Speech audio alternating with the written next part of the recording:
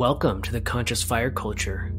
We give you direct access to healers, practitioners, and shamans as we explore alternative medicine for wildland firefighters. The mission is to break the stigma of mental health and wildland fire and lower the suicide rates. Our intention is to guide you through a transformation that creates a ripple effect in our community. Welcome, I'm so excited you've made it. Alright, check this out. Mountain Mind Tricks and the Wildland Wellness Foundation are coming together for this amazing collaboration. This is going to be the most powerful thing to come to the wildland fire community in a long time, I think.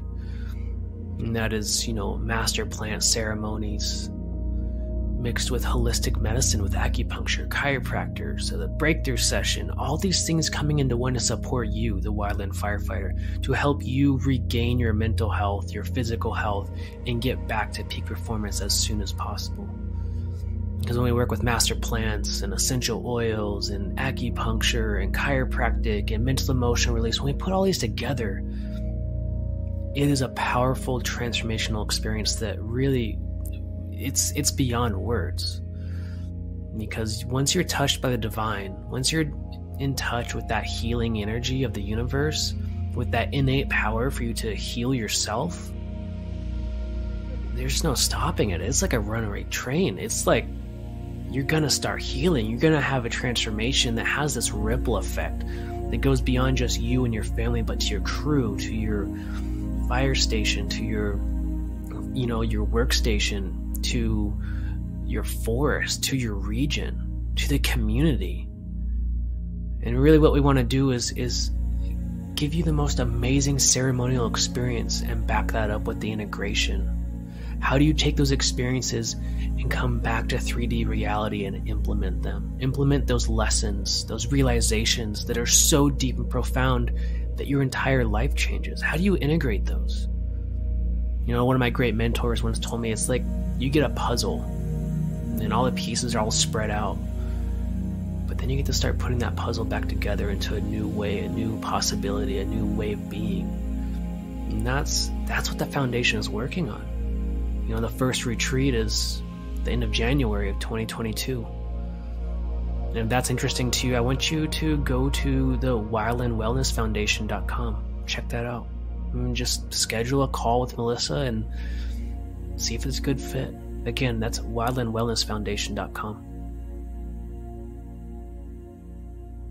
The foundation of Mountain Mind Tricks is the breakthrough sessions for wildland firefighters, and it's one of the most rewarding things I've ever done in my entire life, is to guide somebody through an awakening experience, remembering that they have the power to heal, and giving them the tools to release the anger, sadness, fear, hurt, and guilt from their past, and to truly release it, to let it go.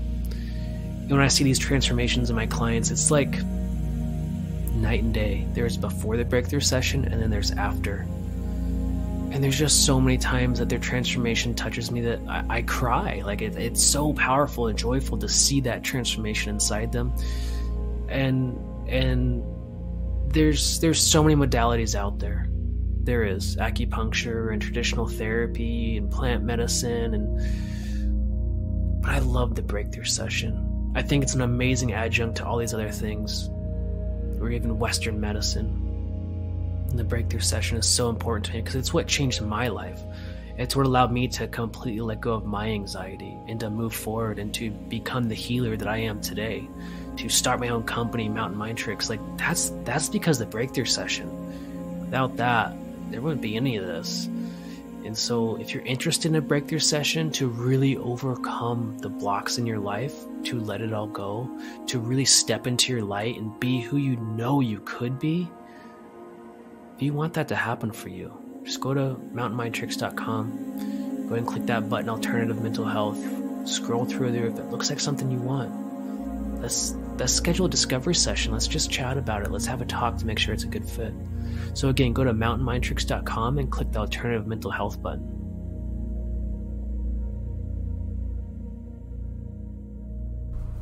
Welcome, everybody, to the Conscious Fire Culture Podcast.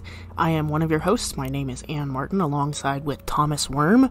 Today we have a very special guest. We have Ben Strahan here from the Eldorado Hotshots. He is a superintendent of that crew, and we dive deep into work-life balance, the concept of identifying with being a firefighter, how to be authentic in this true and beautiful life, how to be a good self-leader. We get into some depression and suicidal thoughts and kind of the resolution of those, and why it's not something that should be a stigma. It's not something to be afraid of. They are actually quite natural. We get into some plant medicine and how good that has been for Ben's life. He gives us the best analogy of peaks and valleys I have ever heard of, and it makes so much sense.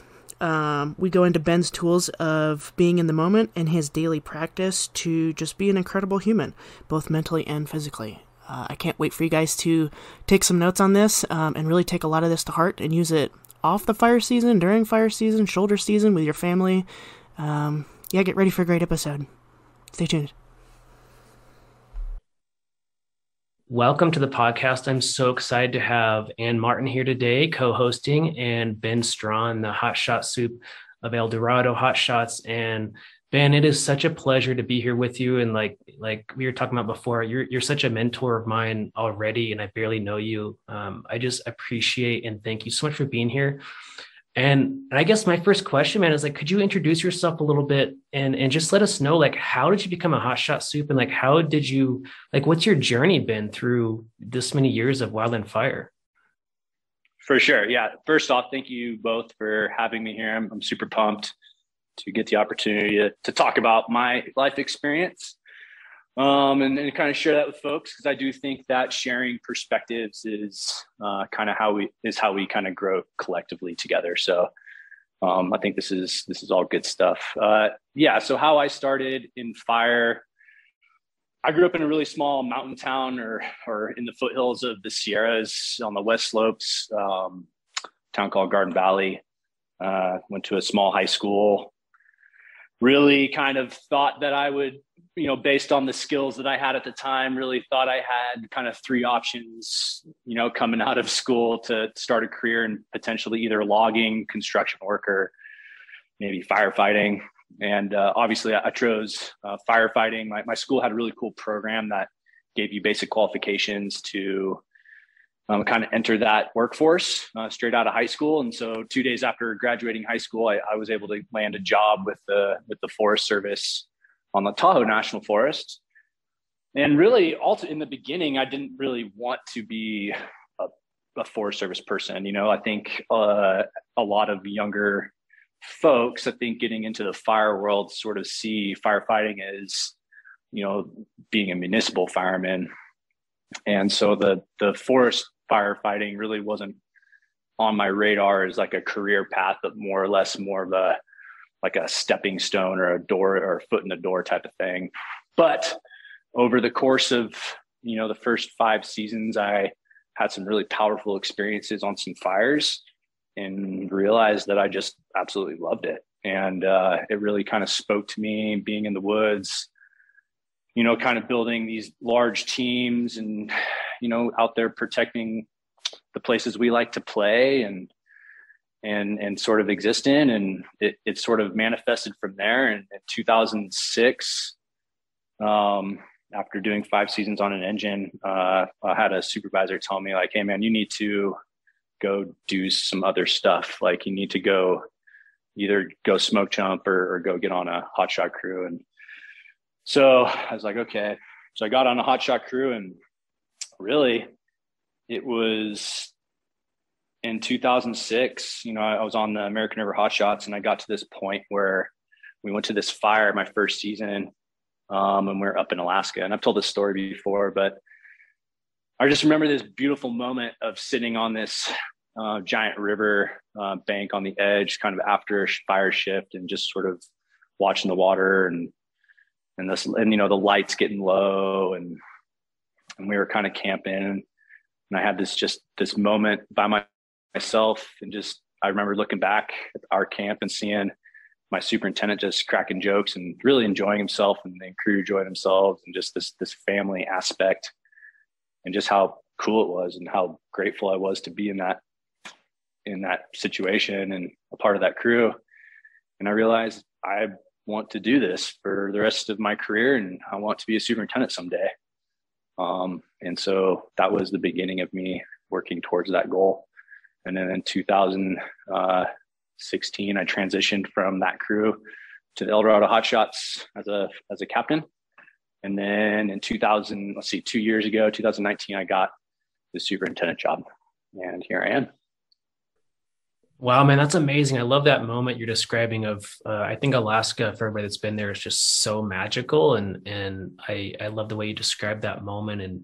And I'm curious, like throughout your whole career, like, and this is something that came to me probably like my 10th season or so, I really felt like, and you know, I guess I really felt this connection of fire that was so much deeper than just firefighting. It was like this ancestral kind of like spiritual aspect happening, like communication with the fire, like this gut instinct and I guess this consciousness behind the fire that we're actually interacting with. And I would love to just pick your brain on that of like, have you ever experienced something like that where there's a lot more going on than just like the fire scene, right? There's something deeper, isn't there?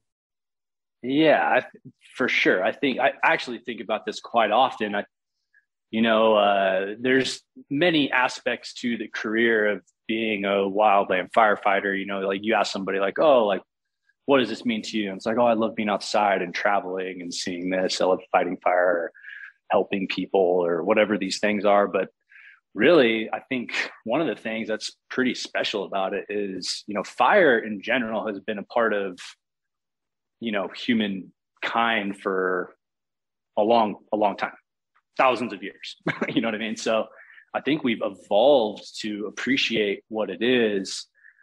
But it's not just the fire aspect, you know, it's the just being in nature, like constantly connected to nature. You know, I think in today's world, it's very easy to be disconnected from, you know, the thing that we evolved to be a part of, you know, and just sort of be in front of the TV or the iPads or the phones or the whatever technology we have, and sort of lose that kind of spiritual connection that we have with, you know, Mother Nature and what it has to offer. And I think the job, especially on a hotshot crew, man, it really kind of pulls you back into those moments.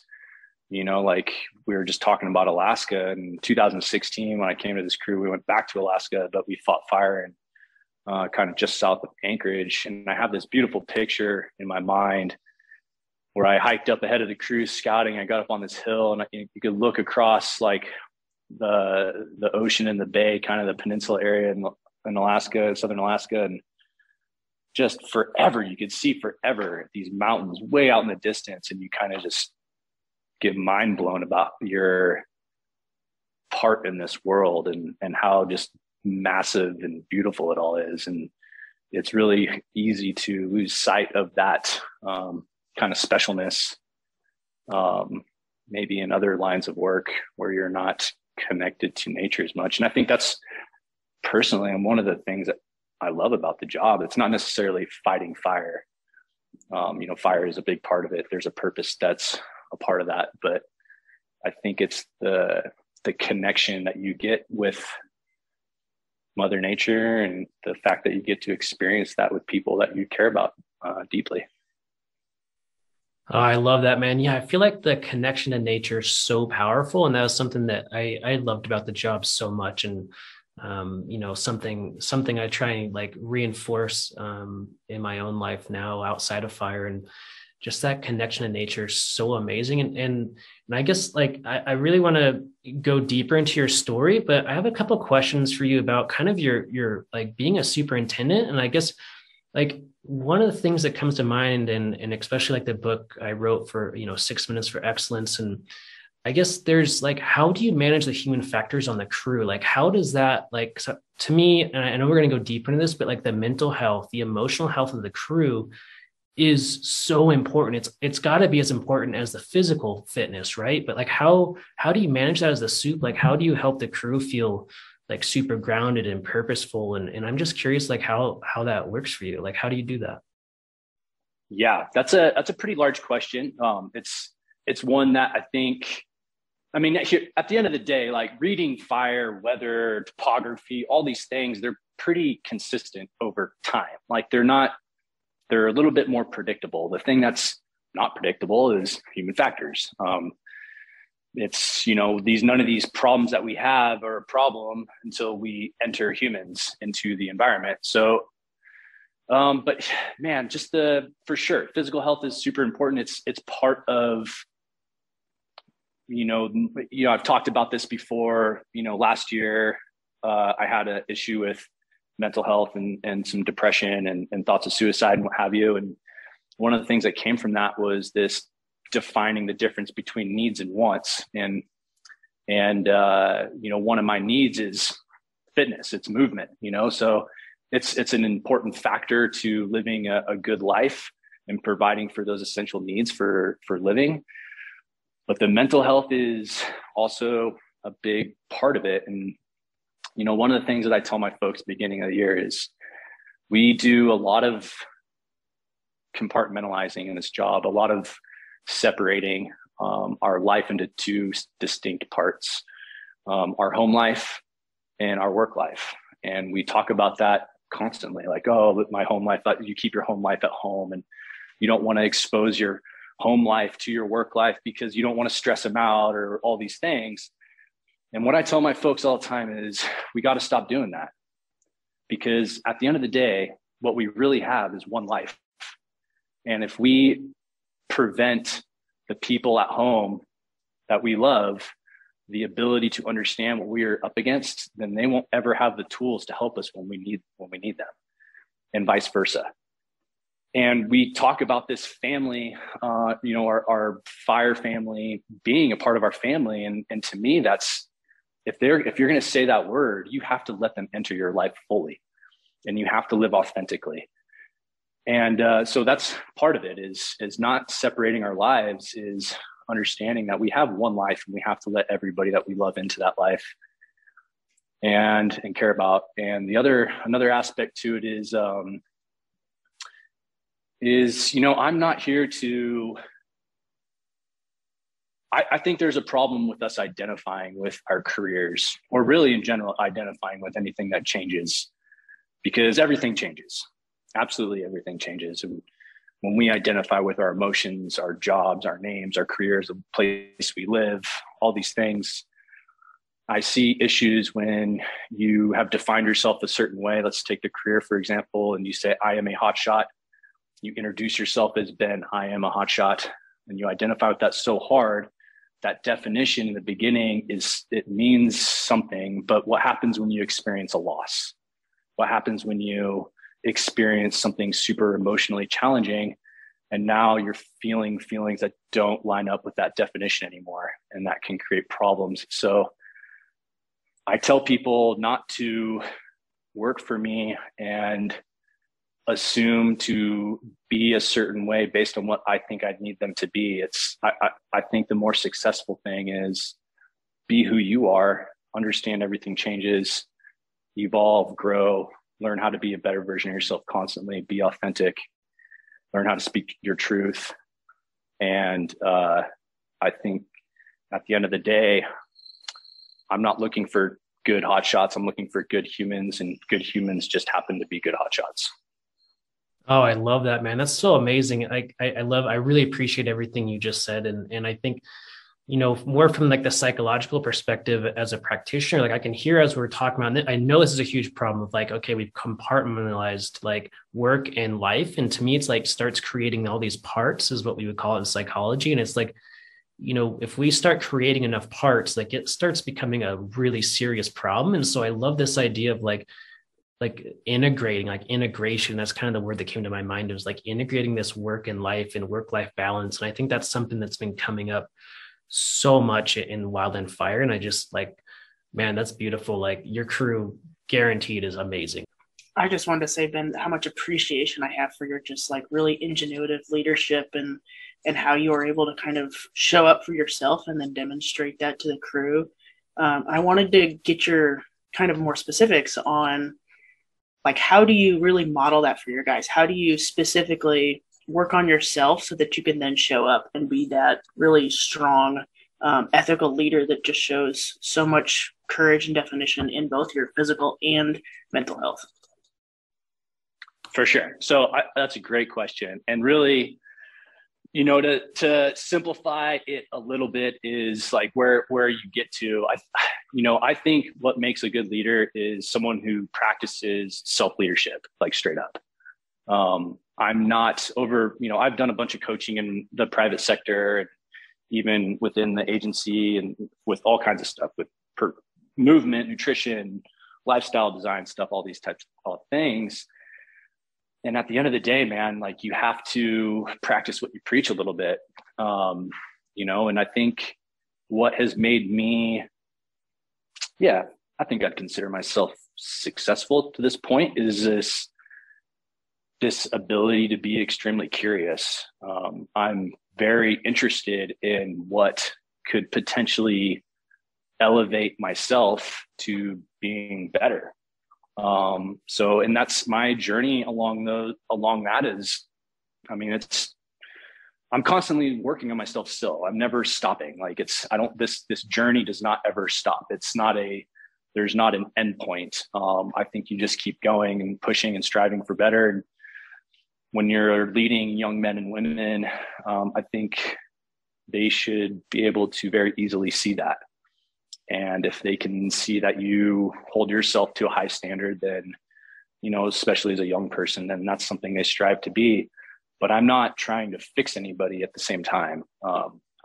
I've been in that position before where I want to help. I'm here to help you, and I kind of picture myself more as a guide or a teacher.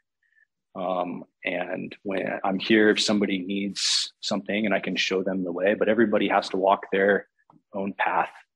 That's one of the hardest things to do as a leader of young people. I think, giving people enough grace and space and support to trip up and fall and be there to help them up, I think is important. But also reminding myself not to trying to fix people, because ultimately no one's broken. They're just on their journey, and they need to walk every bit of that path to find their success. And I think that as a leader, you got to be aware of those things. But for me to work on myself, it was it's been a interesting journey. A lot of it started with obsessing about physical fitness and trying to see how far I could take the physical body. And, it led me to, doing ultra marathons and running these extreme miles. And you kind of get in a mindset where you're like, oh my God, like, okay, the body is hitting a wall and the mind is telling me to stop. And then you start getting obsessed about the mind, because the mind can make the body keep going. And so then you start diving into what the mind looks like. And this is where I tapped into my friends that were talking about offline, the Adam and Vanessa from Be the Wellness. And they were talking a lot about mindset and these different things. And then I got really obsessed about where, meditation and mindfulness practices and breathing exercises, how you incorporate that with, a good physical fitness regimen, and how nutrition lines up with that, and then just seeing how far you can take it. And then, and then eventually you just start to, I think the next evolution in that is things bubble up for you. As you pick up these tools and you acquire these tools, it's all based around curiosity. For me is, the things that you've buried deep down inside through the experiences you've picked up during your career, and then those things bubble up. And fortunately for me, I've cultivated and gathered enough tools to be able to deal with a lot of these things as they've come up. And we can talk about those tools or whatever if you want. The foundation of Mountain Mind Tricks is the breakthrough sessions for wildland firefighters. And it's one of the most rewarding things I've ever done in my entire life, is to guide somebody through an awakening experience, remembering that they have the power to heal, and giving them the tools to release the anger, sadness, fear, hurt, and guilt from their past, and to truly release it, to let it go. And when I see these transformations in my clients, it's like night and day. There's before the breakthrough session, and then there's after. And there's just so many times that their transformation touches me that I cry. Like it's so powerful and joyful to see that transformation inside them. And there's so many modalities out there. There is acupuncture and traditional therapy and plant medicine, but I love the breakthrough session. I think it's an amazing adjunct to all these other things, or even Western medicine. And the breakthrough session is so important to me because it's what changed my life. It's what allowed me to completely let go of my anxiety and to move forward and to become the healer that I am today, to start my own company, Mountain Mind Tricks. Like that's because of the breakthrough session. Without that, there wouldn't be any of this. And so if you're interested in a breakthrough session to really overcome the blocks in your life, to let it all go, to really step into your light and be who you know you could be, if you want that to happen for you, just go to mountainmindtricks.com, go ahead and click that button, Alternative Mental Health, scroll through there. If it looks like something you want, let's schedule a discovery session. Let's just chat about it. Let's have a talk to make sure it's a good fit. So again, go to mountainmindtricks.com and click the Alternative Mental Health button. I appreciated like how much good information is just like not completely in every little detail of your life, but it really shows that if you continue to walk on this journey that everyone has to figure out for themselves, because everyone has a different perspective. Everyone's got their own like representation of the world because of all the experiences they've gone through. And if they can look up to somebody that's got that great heart and soul on their sleeve that really shows as a leader, like if you just continue to walk the path, good things will come out of it if you just continue to work hard. Yeah, for sure. And one of the things I talk about frequently with people is, we all understand peaks and valleys, right? Like we talk about peaks and valleys a lot. So let's take peaks and valleys, right? The valleys I try to explain to people is, it's the depression, it's the low point, it's the place that lacks clarity. It's really hard to see where you're going, understand what's going on in the world. There's a ton of company down there. There's a lot of reasons to keep existing there, and people trying to keep you there, and just affirming why you're there. But at some point you get really sick of that fucking place. And you can look through the clouds in the darkness and see this beautiful peak that seems completely unachievable. But all you got to do is you need to try and set yourself a goal to get out of that place. And if you can set that goal, you can walk up to the base of the mountain, hit the trailhead, and you can start setting little goals that reach to the summit where your ultimate goal is.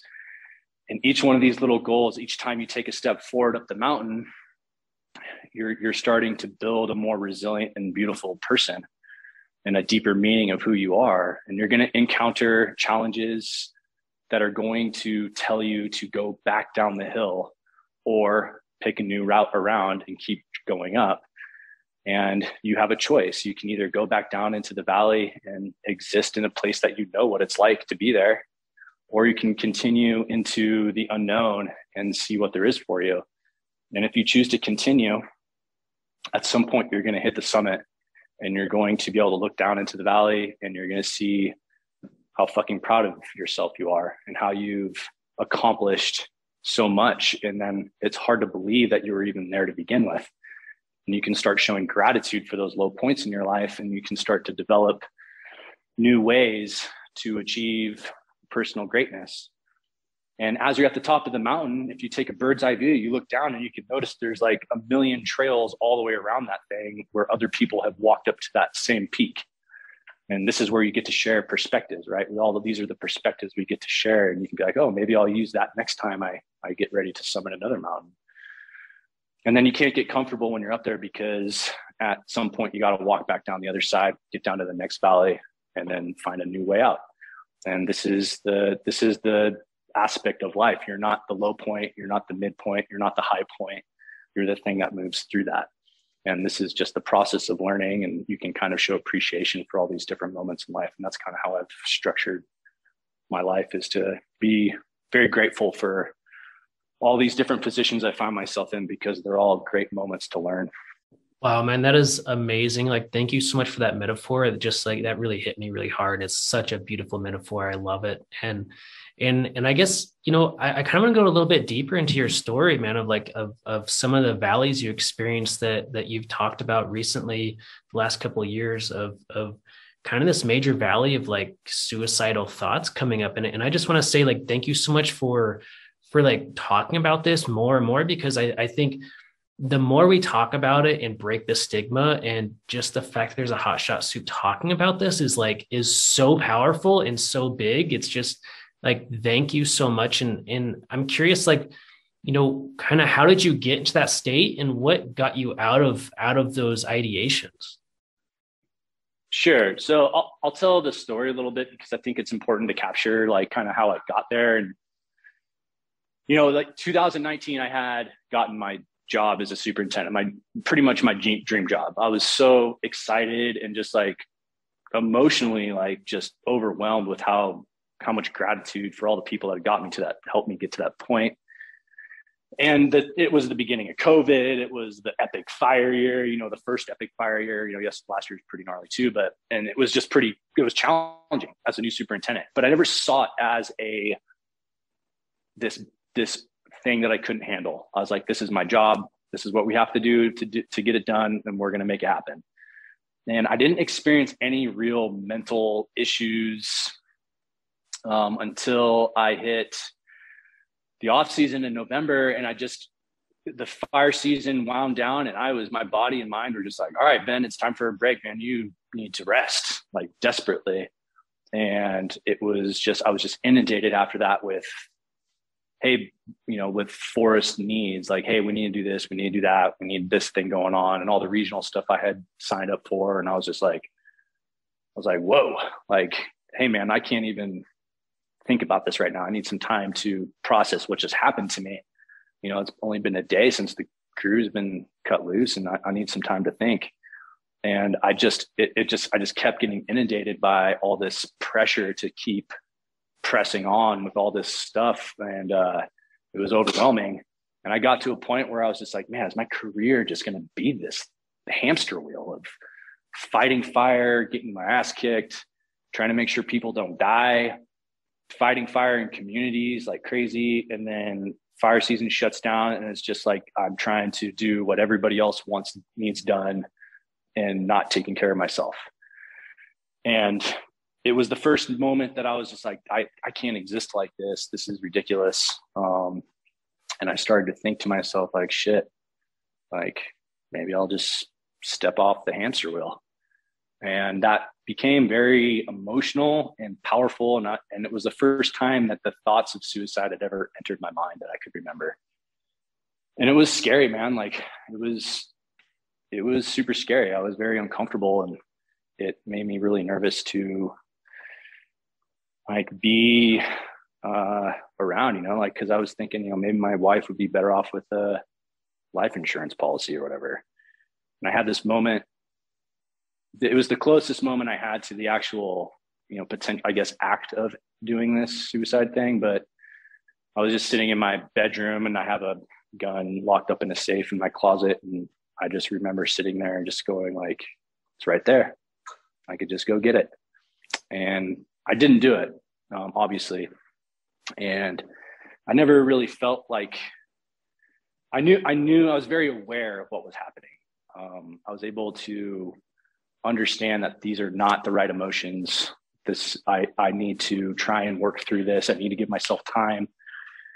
And really what I did was I went up to, my wife eventually, and was just like, Dina, like I'm having a hard time. And she was just like, okay, message received.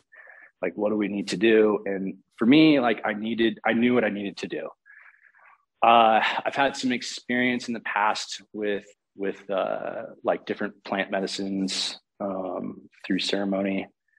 And I had received a lot of benefit from that, dealing with things like depression and things like this. And I knew that I needed to try and get myself into another program through ceremony to try and figure that out. And so that's what I did. I did some psilocybin with a doctor and had a beautiful ceremony. And I was shown a lot of things about my life and how I was living it. And ultimately what it came down to was I was prioritizing the things I wanted over the things I needed, and living my life based on this desire, right? And I talk about desire as being a distraction of seeing how, beautiful the current moment is, or the now. And so that's kind of how I got through that one. And I was able to apply a lot of tools that I've had in the past through meditation and writing. And really, I came out of that with like a handful of different steps and a very clearly defined line between what needs and wants are.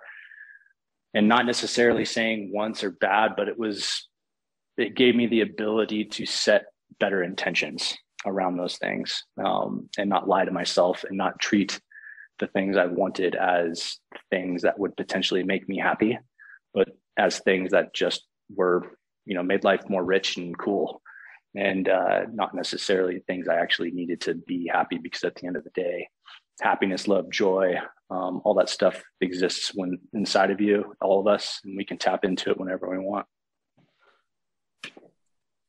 Wow, man. Thank you so much for sharing like your journey through those thoughts and really like what you did about it. And just when you're talking about like, finally saying it to your wife, and like, I just really felt like emotional about that. Like, that's so powerful, and like just reaching out for support. And I think that's such a good example of what we can do is just reaching out to people in our lives. And I love that you brought plant medicine into it, and that was really healing for you, because that has been my experience. It's been an experience of many people I talked to on the podcast. And I think plant medicine is invaluable, because it kind of just like takes all the boundaries inside of our mind and just blows it apart. Like, there's no more boundaries, and we can think things about ourselves in totally different ways and learn. And I guess my question for you, Ben, is one of the big things from my experience is that there's this healing. There's a ceremony that is so healing and powerful, right? And then there's the integration. And I think that is 10 times more important than the event, even though during the event and maybe a couple of days afterwards, like that event is so important, but afterwards, like the next 6 months or 3 months or a year, even like the work, like I really love the way you said, like kind of rearranging or refocusing your intentions. And I think that's a big step in integration, isn't it? Yeah, man, for sure. Absolutely. It totally is. And I just want to like kind of talk about this for a little bit, because, I'm a superintendent of a hotshot crew, and the topic of plant medicines, or classically known as psychedelics or whatever, it has like people are going to think about that in different ways. Some people are going to be like, oh, that's really cool. Some people are going to be like, say what? Like that's insane. Or like, or maybe they have positive or negative emotions around this type of thing. And really, like, I just want whoever might listen to this in the fire culture at all, or any kind of public servant, or anybody who feels like this is a super taboo subject. Like our ancestors have been using these compounds for forever. It's widely known that psychedelic use in different plant medicines have been used in ceremony for all kinds of ailments, and benefiting populations and tribes to be better humans. And I think that they still have, in our day and age, I think they have a place big time to help specifically the Western population to achieve personal greatness as well. And it's a tool. And I just want people to understand, like, I went from thoughts of ending my life to placing the utmost value on life itself through that experience. And I don't see that suicide as an option anymore. It's just not even in my ability of processing. I do think that it is a process of life. I think those things enter people's minds, and we need to remove the stigma around it and give people the ability to not feel damaged when those thoughts come in, and instead give them the ability to process what they're experiencing so they can move past it. But plant medicines has been a huge part of me being the best version of myself. And it's something that I use personally. I don't think it's for everybody, but it has done wonders for me. So I really wanted to touch on that, because I know my culture potentially could see this and be, or hear this and just kind of maybe have different types of emotions around it. And I think, at the end of the day, it isn't for everyone, but for me, it has been amazing. For some of the people I love, it has been amazing. I have someone very close to me that was on antidepressants since the age 6. And when she, like 6 years ago, she had a journey or ceremony with ayahuasca and hasn't been on antidepressants since. And that's her personal story, but that's incredible. And I don't think we should potentially try and take those experiences away from people and how powerful they are for the development of ourselves. So anyways, I just really want to say that, and I forget what the question was that you asked me, but. All right, check this out. Mountain Mind Tricks and the Wildland Wellness Foundation are coming together for this amazing collaboration. This is going to be the most powerful thing to come to the wildland fire community in a long time, I think. And that is, master plant ceremonies mixed with holistic medicine, with acupuncture, chiropractors, the breakthrough session, all these things coming into one to support you, the wildland firefighter, to help you regain your mental health, your physical health, and get back to peak performance as soon as possible. Because when we work with master plants and essential oils and acupuncture and chiropractic and mental emotional release, when we put all these together, it is a powerful transformational experience that really, it's beyond words. Because once you're touched by the divine, once you're in touch with that healing energy of the universe, with that innate power for you to heal yourself, there's no stopping it. It's like a runaway train. It's like you're gonna start healing. You're gonna have a transformation that has this ripple effect that goes beyond just you and your family, but to your crew, to your fire station, to your workstation, to your forest, to your region, to the community. And really what we want to do is give you the most amazing ceremonial experience and back that up with the integration. How do you take those experiences and come back to 3D reality and implement them? Implement those lessons, those realizations that are so deep and profound that your entire life changes. How do you integrate those? One of my great mentors once told me, it's like you get a puzzle and all the pieces are all spread out, but then you get to start putting that puzzle back together into a new way, a new possibility, a new way of being. And that's what the foundation is working on. The first retreat is the end of January of 2022. And if that's interesting to you, I want you to go to the wildlandwellnessfoundation.com. Check that out. And just schedule a call with Melissa and see if it's a good fit. Again, that's wildlandwellnessfoundation.com. It's beautiful, man. Thank you so much for really going and facing the stigma. And I think this is the whole podcast, conscious fire culture. This is what we're here to do, is to raise the bar of how conscious can we become? Like you said, how, you were talking about pushing fitness, putting a mindset, we're here to push consciousness of the wildland fire community. That is a podcast. So I just want to say thank you for contributing to our mission so much here. And I want to resonate with you with my own story here a little bit of throughout my career, there was definitely times of suicidal thoughts. And I would say one of the big things that kind of drove me to maybe I need to explore a different career or something was I would step in the helicopter as we're launching for an IA, and it's just oh man, what if the helicopter just crashed? That'd be so much better. And that was shocking to me. It was whoa, and I understand how powerful thoughts are. And so I knew okay, I'm putting my crew in danger at this point. I need to seriously do something about this. And And for me, it was meditation, and I'm a very Kundalini type person. So like Kundalini would be my ceremony in a different way. And I think one of the things that I realized was that it was just a part of me that wanted to die, like an ego death. Like there was parts of me that weren't serving me anymore, and I was ready to release that. And when I came to that realization, I felt so much better, and I felt such a release of like, it's okay to want to release parts of yourself so it can be more whole and become more whole and integrated by releasing these old ways of being. And I just wanted to resonate with your story because it's just so powerful. And I think there's more suicidal ideations than I think we realize in wildland fire. It is very common.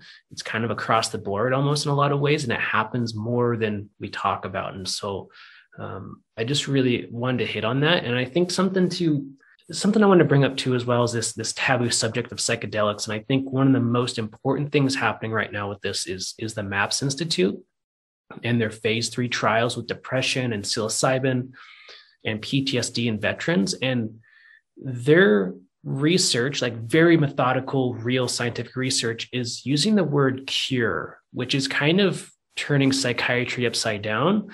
And it's really interesting where like scientists are using the word cure for depression and PTSD, which is kind of mind-blowing for me. And so I think there's so much power. And this is why we're seeing like Oregon, Seattle, Detroit, these places in the United States are beginning to completely decriminalize and legalize psychedelics. And it's just the beginning, because if we can cure depression, and that's a really strong word. I think that's like the strongest word you could use in mental health. And like, that's so amazing to me that the scientists are using that kind of verbiage, right?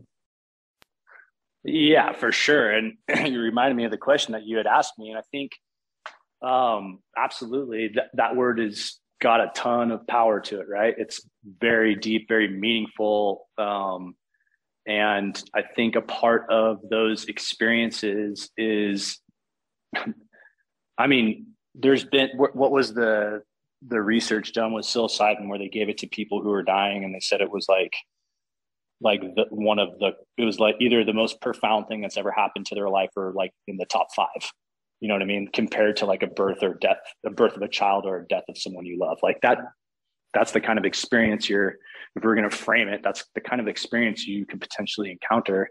It's a great place to pivot your life from, but it's the integration piece that I think is also extremely important. Like, and I think that's what you had asked me before was, you know, the importance of integration and having beautiful pivoting life experience in the form of these different plant medicines. They definitely can give you a lot of insight. I think the way I like to describe it is, you know, you go through a plant medicine ceremony, and you get handed a box of puzzle pieces. And each puzzle piece is something you potentially learned within that experience. And it's the post ceremony where you have to assemble that puzzle to make sense of it and see how you apply it in your life. And to me, that's the kind of the most fun part, like, is assembling the puzzle. It's spending time journaling and thinking and doing some sort of mindfulness practice, or Kundalini for you, maybe potentially, or any kind of breath work, or just anything that gives you the ability and the space to process what happened to you and to start assembling that puzzle so that you can see it and be like, yes, now my life is completely changed and I can practice this moving forward. And so that integration piece is massively important. It's not I'm going to take this many mushrooms or whatever, and all of a sudden I'm cured. Yay. There's work that needs to be done around it. And that's good. That's what you're here to do in this life, is to learn from life itself so that you live the best life. I don't want to break too far away from your story here, Ben, and I find it truly inspiring, and just I'm honored to have you just share your story that might be a little bit different for most people. And it's just so fulfilling to hear somebody just truly share the good experience that they had. My background is mostly in breath work, and that's kind of just one of the skills that I use to continue to tap into those same kind of concepts of the integration, because I can use different forms of breath work at different times. I can sit in a ceremony and still use that modality to try and create great change within my mental health and my thought patterns and stuff like that. And I was wondering if you could get maybe a little more specific on how you continue to tap into some of those integration factors, just like as you go about your day. Is there things that you tap into during fire season? Do you take a journal with you? Like, what does that look like for you? For sure. I think consistency and discipline is like how you live a good, successful life, and I try and have both of those things all the time. After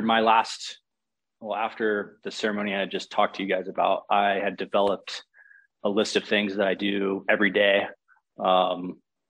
And this is how I do it during the fire season too. And I journal on them sometimes, but really it starts with me just giving myself a few moments to run the list. And the list looks like this, and I'll kind of briefly go over it and we can expand on it if you guys want.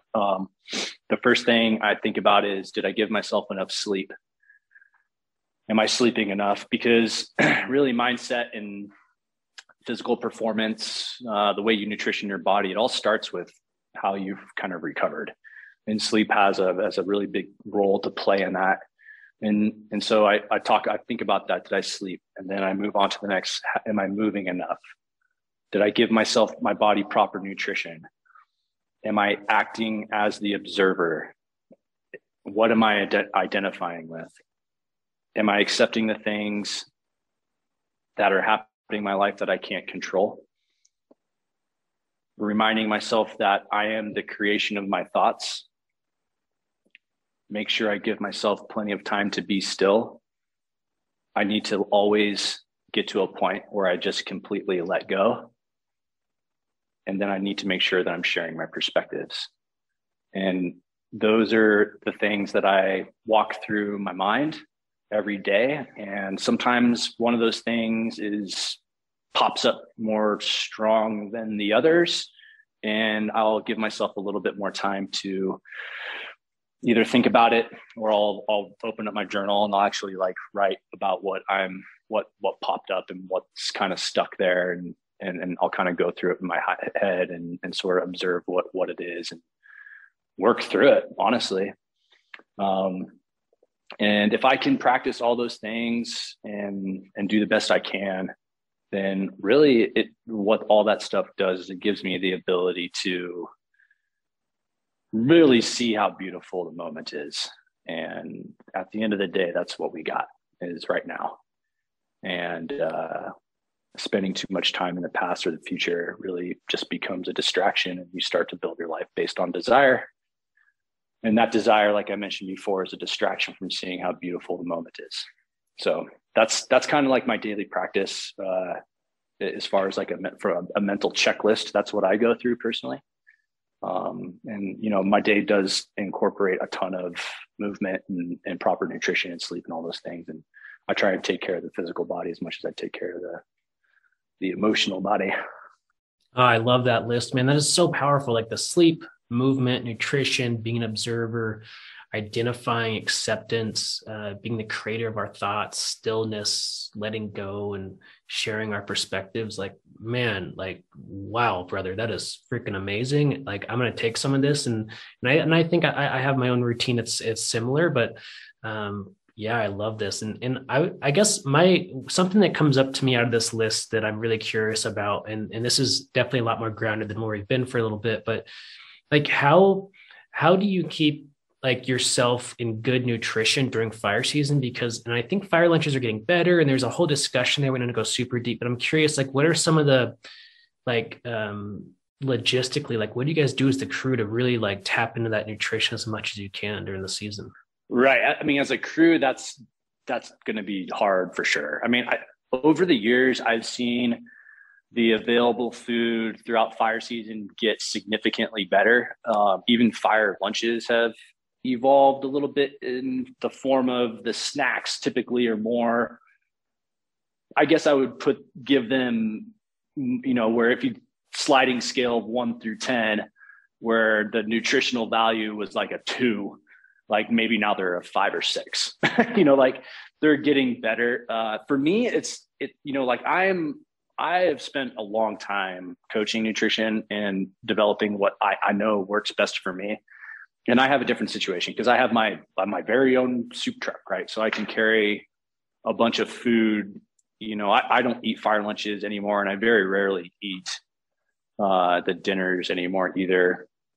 So I carry most of my stuff, but like the list I just talked about, like a part of this is kind of accepting. Like at the end of the day, during fire season, like you get what you get, and it's really difficult to acquire a ton of really good quality food when you're spiked out in the middle of Alaska, maybe, or you're in the middle of the desert in Arizona, or whatever it is, and it's just kind of being aware. And I have a really good relationship with a gentleman named Brent Ruby, and he's a professor up in Missoula for the college there. And he's done a lot of research on nutrition. And, when you're doing shift work, you can experience, somewhere between 4,000 and 6,000 calories burned in a day. And when you enter those moments or those shifts, like your body just wants calories, man, like at the end of the day. So it's not really caring about the quality. It just really needs the quantity to replenish. And so, there's a lot of, you have to give yourself a lot of grace nutritionally during the fire season, because there really is only so much you can do. There really is. You'd have to buy another truck just to drive around with you all the time if you wanted to really eat the way we probably should. Something that comes to mind too with like nutrition is I guess expanding kind of to diet, but to me, like not diet as in like food or anything like that, but like what we're allowing into our mind. And I think for me, like our social medias, the movies, the books we're reading, like I'm curious, like how, like, is that something you really pay attention to in your life of like, really focusing on like, what are you actually letting in into your life as far as media stuff like that? Yeah. Beautiful question. I mean, shit, dude. I think we potentially, for me, a lot of us can relate to, sitting on the couch or the truck or in the truck and just scrolling Instagram for what seems like forever. And you'd get to a point, you're like, what the hell am I doing? Like you're all slouched over and you're like moving and molding yourself into the chair, or you lose track of time and then you've just wasted like an hour of your life for no reason. So yeah, all those things are super important, man. Like, I mean, you think about it from health perspective, like the blue light that enters your vision, right? That's going to affect your sleep. It's going to mess with your circadian rhythms. It's going to, especially if you do it towards bedtime, and it's going to give you you're going to have a really hard time going to sleep. And that's, our culture has developed this thing where you have the phone or the device 3 inches from your face. And so that's totally troublesome. So, and then just like the issue with the dopamine hits that you keep getting, and this like instant gratification over and over and over and over and over again. And, trying to get people to potentially put that stuff down so they can reset their dopamine so they can actually be in better moods and have more sustaining energy throughout the day and have the ability to focus and all this stuff. And I think the social medias and the devices, they're a huge, I don't know if I want to say a problem, because there's they can be a problem. They can be abused. But there's also, man, I think there's also some really awesome things about it, to be quite honest with you.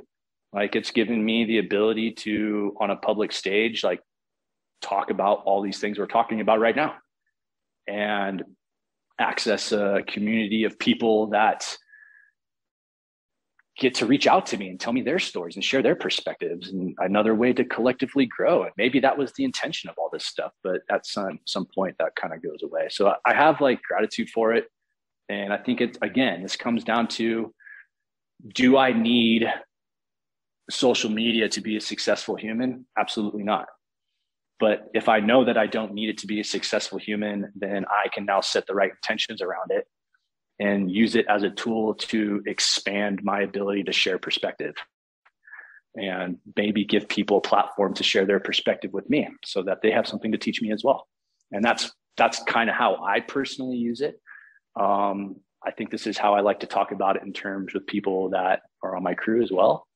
And don't use it as a distraction or a way to, get the dopamine hits or a way to fuck your sleep up or whatever, because if you abuse specifically these types of things, like they're going to affect your overall wellness at the end of the day. I want to guide you through natural wellness and holistic medicine, which means using products like essential oils, essential vibes, glutathione mouthwashes, or even reading books. There's so many products out there that can help us, supplements, essential oils.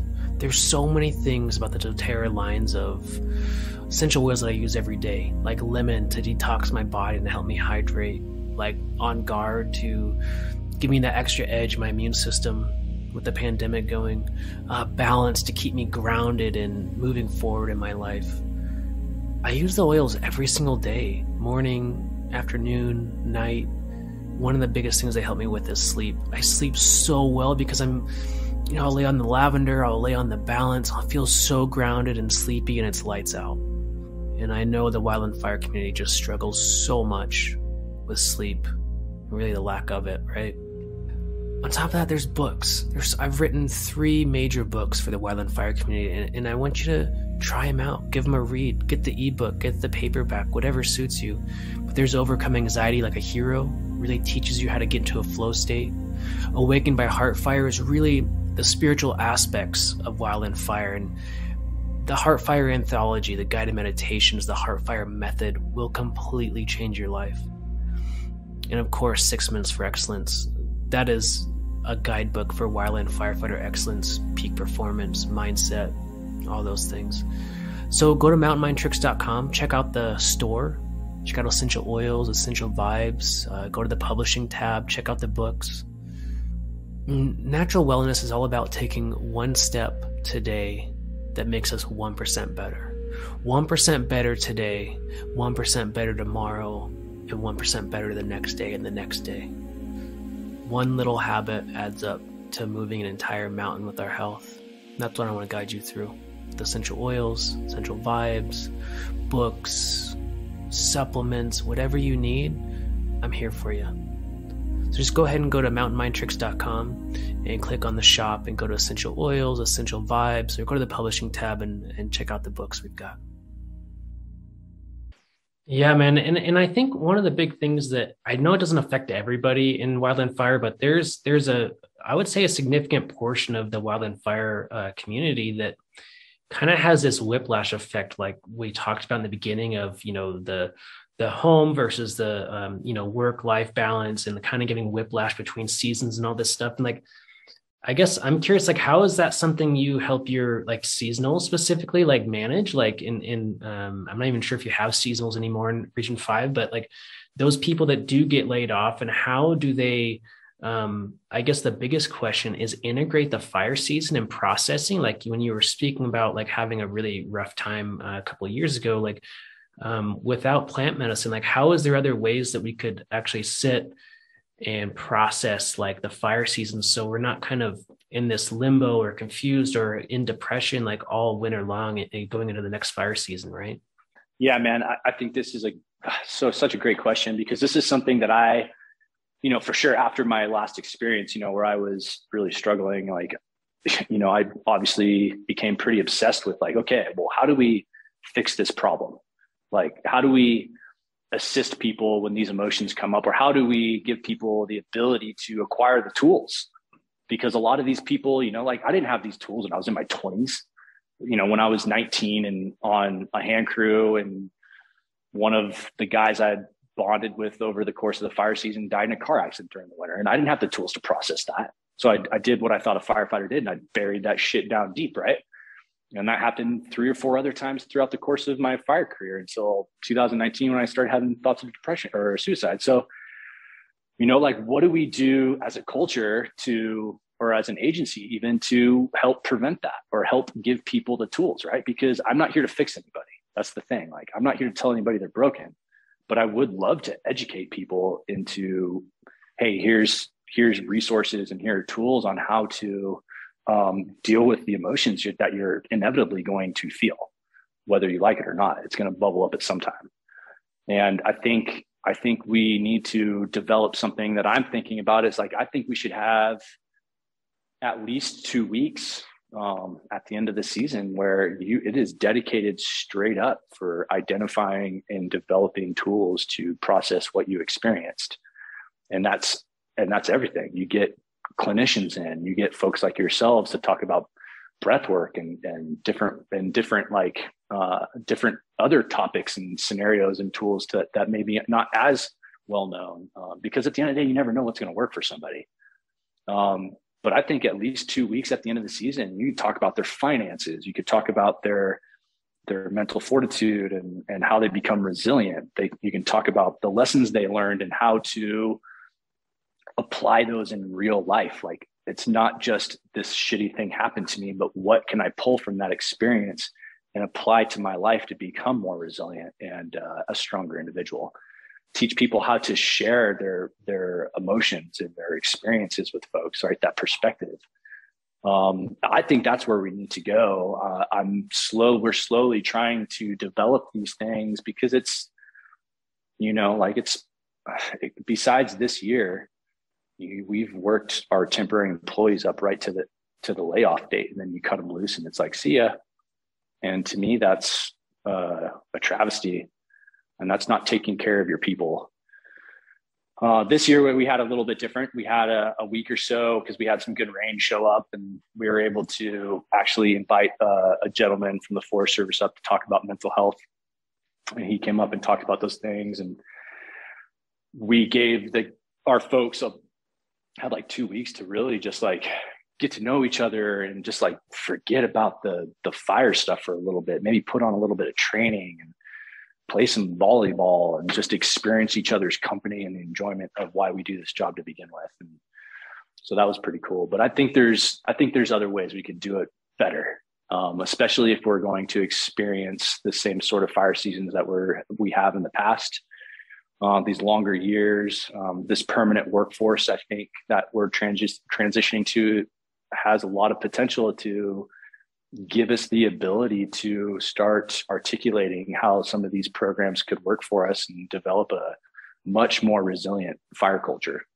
Oh, I love that, man. I love this idea of processing for 2 weeks and there being like almost leave involved or whatever it looks like. And then I think, I know Redmond Hotshots do something similar. They try to every year. Last time I talked to Gabe, and I think it's such a powerful idea of really whatever the modality looks like, it doesn't matter. But I think the big thing is like finding the lessons throughout the season and then asking like, well, how can I apply these to right now? How can I apply those next season, this winter even? And then like taking action and focus on those things. And I think that's really kind of I feel like the theme here is really just integration. Like, how do we integrate that fire season? Because I guess from a spiritual level, kind of, when I work with clients, we do a lot of soul retrievals. It is more of a shamanic way of working. But when we have a trauma, we tend to like leave an energetic piece of ourselves out there on the fire line. And it's like, and we leave all these pieces and all of a sudden we're just like, we're just this partial energetic body and all these pieces are spread out and it's like sucking our energy away. But when we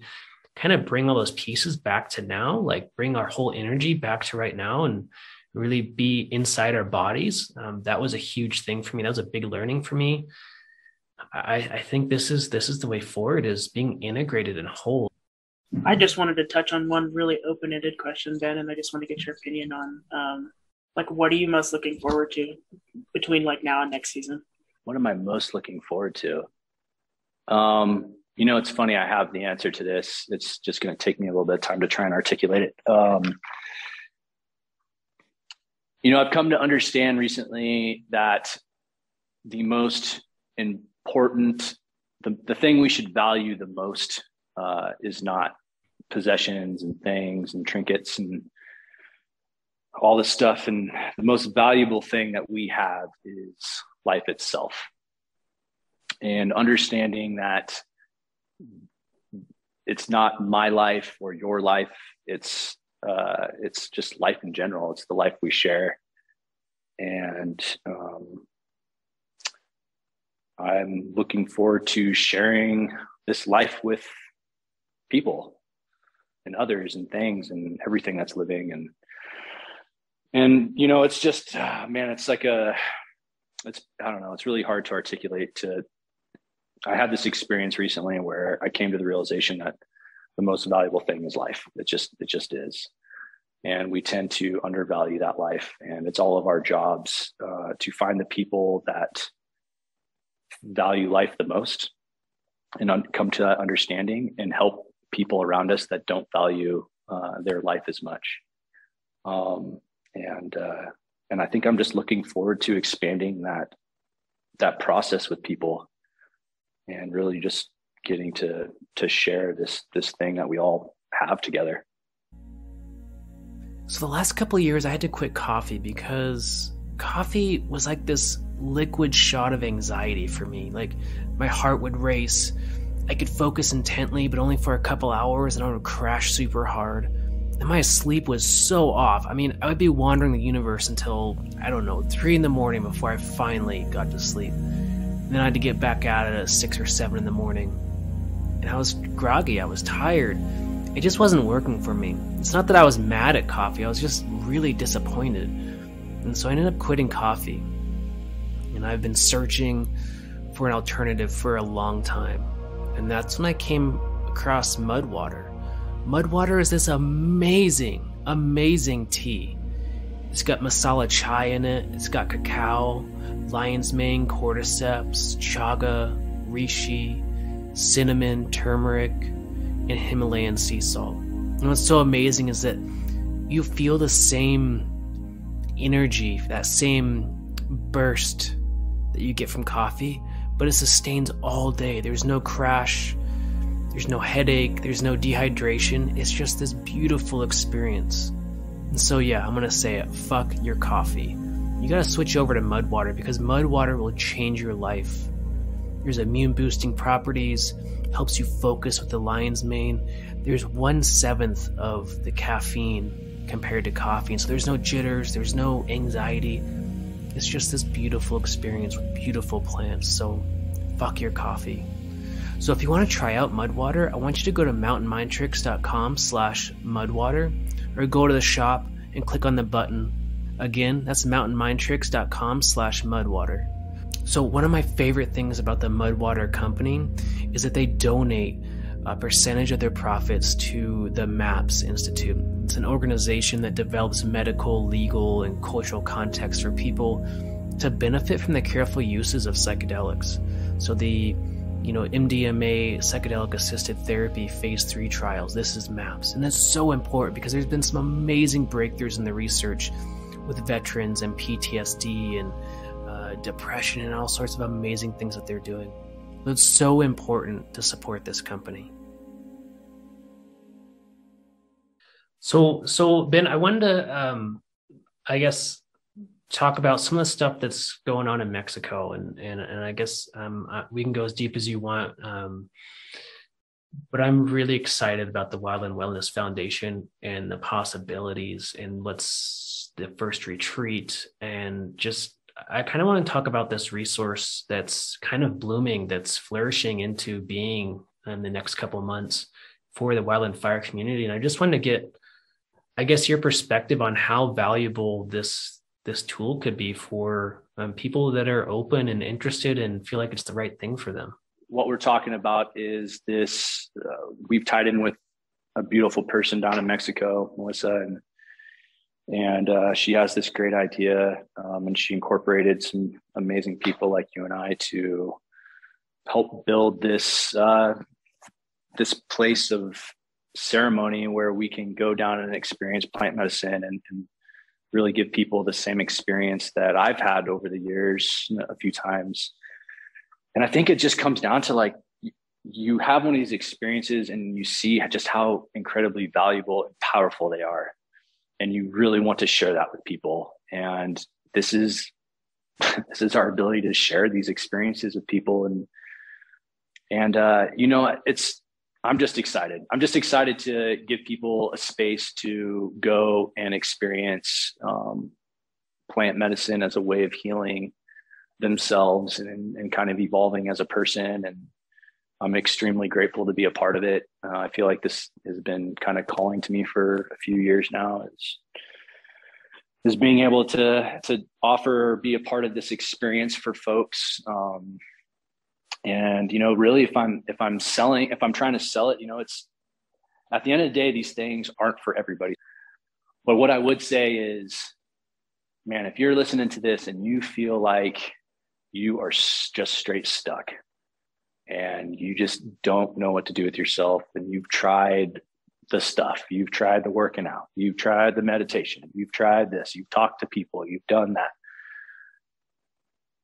there's an opportunity here for you potentially to experience something that I think could potentially help you. I would be hard pressed to say that it wouldn't. And surround yourself with like-minded folks that could be experiencing similar things, or have access to someone like me who has experienced a lot of this stuff everyone else has experienced and has found a path to work through it. And I want to be a person who can guide somebody to their greatness. Again, I'm not trying to fix anybody. I just want to offer experience for people and share my perspective to maybe potentially get some tools from them. And then also at the end of the day, it's a positive byproduct of sharing perspective and telling my stories and offering these kinds of experiences that might help somebody else. That's amazing, man. And yeah, I feel so blessed to be part of the project and to meet people like you and to get connected with all these. There's so many players in the background, the wildland fire community, that are kind of bubbling up to be a part of this. And it's just like, oh my gosh, there is like the Avengers of mental health are coming together for this. And it is so cool, so amazing. And I guess something I want to go a little bit deeper here and ask you, like, to me, in my experiences through meditation, I guess Kundalini or plant medicine, it doesn't really matter. But for my experiences, there's like this being touched by divine light or God or Christ consciousness or Buddha, whatever we want to call it, even the Tao. Like once you experience this divine light that comes into your body, this healing light, or God, however you want to explain it, like you're changed. And it's like a totally different paradigm that you have to operate from. And that's where the integration comes in. But I want to get your perspective on this, like divine part of this, like healing modality of the plant medicine. Like, I'm just curious, like where that lands for you and like kind of how that resonates for you. Yeah, absolutely. So, I'll just, I've done ayahuasca a few times, and I've done, a few psilocybin ceremonies, and absolutely every single time what it has done is, it's hard to deny the fact that this is where it kind of starts getting all weird and woo-woo, and people might try and be like, oh my God, here we go. But it's really hard to talk about this experience without talking about spirits, or that's just the best word I have for it, or God, or whatever it is. I like to call it an entity of something, but what it does is, man, it shows you how small scale that we perceive life in general and in our experiences. And you start to see like, it shows you like this cosmic connection that you have literally with everything, and how fucking beautiful and important your role in it is.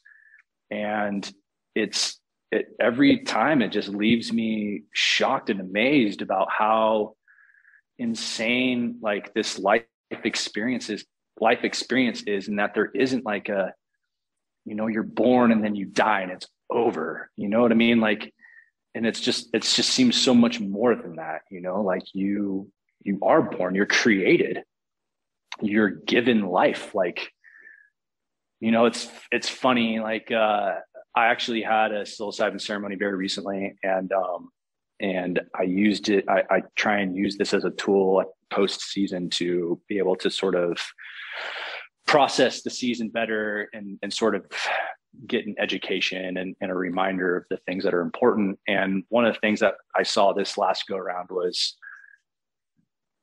like just how beautiful women are, like how they are the giver of the most important thing in this everything, and that's life.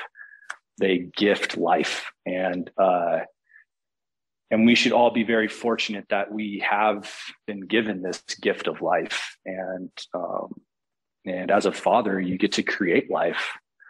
And I had this moment where I got to talk about or get to ask a question like, well, what about the folks that, can't give or create life or choose not to? And those individuals get to add depth and experience and richness to life. And they get to remind the people that place less value on their life that that's not the case, that their life is super valuable. And they're also an amazing, giver of richness and experience to make sure that we value the most important thing in this existence, and that's life itself. And every time I have these experiences, this is what, something like this is being shown to me. It's this cosmic connection, this beautiful experience of life, and that we get to share this with everybody. And I think these are, being reminded that or shown that in an experience that seems so fucking real and so simple to understand, is so powerful. And that's the shit I want to share with people, man. It's this like cosmic, beautiful cosmic connection we have with each other. And, the fact that we get to, we're all searching for love, and it's the one thing we can all share with each other. And our lives are all very, very important. And we get to share that life with everything. I really appreciate all of your story and all of your insights on how gorgeous and beautiful and fulfilling life can be, and how many different ways people can have interactions with each other just to support and provide value in every different way, between, saying hello to a crew member in the off season to really providing benefit to a family. And I guess the question I have for you, Ben, is there something that you wish that Thomas and I would have asked you, or is there something that we didn't touch on that you really want to say? No, I mean, I think I've pretty much said everything. I love that you are doing this for our communities here. I think it's important to talk about these things that are not as talked about. I really want to remove the stigma around the thoughts of suicide. This is a part of living life. And I really want to know that I really want people to understand that that's not the end. There's ways to continue to progress past that. And every depression and low point you find in your life, every valley you find yourself in, is a beautiful moment to grow as a person if you can show courage and discipline and move past that point and learn from what life has to teach us. This is what life is. It's a beautiful lesson, and we don't have to do it alone. And that's one of the beauties of it. We get to share every experience we have with every living thing. And if we can see it like that, then we can show appreciation for this beautiful life we do have, and constantly evolve and grow and become better versions of ourselves. Ben, brother, man, this has been an amazing podcast, and like I feel super complete here. Like it sounds like you do too, and I'll just resonate with Anne. Like, if there's anything else you want to close on, like feel free, man. I feel complete. I'm feeling good, man. Like we've covered a lot of ground, and I just want to say like thank you so much for just breaking the stigma, for really talking about some real shit here today. Like I really like everything you've talked about is so powerful, and is there anything else you want to close on, man? Nope. I got a lot of love for you guys. So thank you for having me on. Awesome. And where can people like find you? Are you open to people sending you messages or reaching out to you or anything like that? Like where can they find you?